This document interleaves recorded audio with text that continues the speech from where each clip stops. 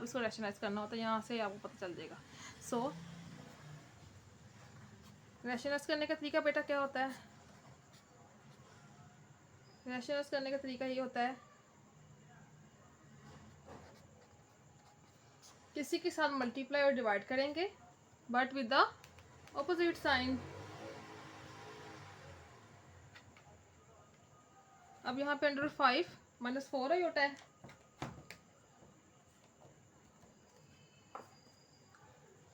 Under 5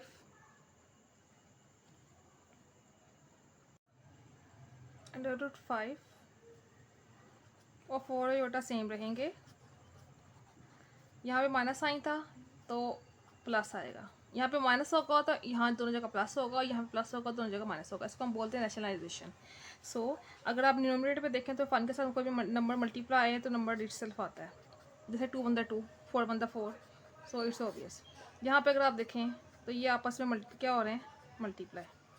again same identity जो कि हम प्रीवियस क्वेश्चन में यूज़ कर चुके हैं। यहाँ पे कौन सी, यहाँ पे आपको देख के पता चल रहा है कि कौन सी आइडेंटिटी यूज़ होगी, algebraic identity a - b into a + b is equal to a² - b²।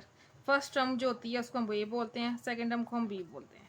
इसी तरह हम क्या करेंगे, a² - b² फॉर्मूला बनता है ना, यहाँ पे जब इसमें हम फॉर्मूला अप्लाई करेंगे तो a की वैल्यू थी √5 a² माइनस फॉर्मूले का b 4 आयोटा का स्क्वायर। अब यहाँ पे अगर आप देखें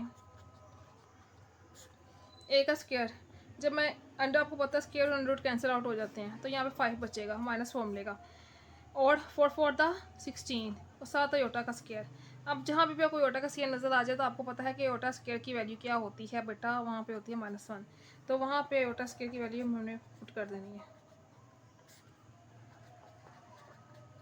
-1। अब इसके बाद माइनस माइनस प्लस, और 16 को 1 से मल्टीप्लाई करें 16 यहाँ से आता है। अब यहाँ पे क्या, अगर आप देखें तो 5 और 16 आपस में क्या हो रहे हैं, ऐड हो रहे हैं। तो 5 + 16 = 21। सो बेटा यहाँ पे अगर आप देखें तो ये 21 दोनों के साथ डिवाइड हो रहा है ना, रियल पार्ट के साथ इमेजिनरी पार्ट के साथ, तो इसको हम सेपरेट कर सकते हैं। √5 रियल पार्ट के साथ अलग करके लिख दें। इसी तरह इमेजिनरी पार्ट जो है आपके साथ उसके साथ अलग करके लिख दें। So this is the answer.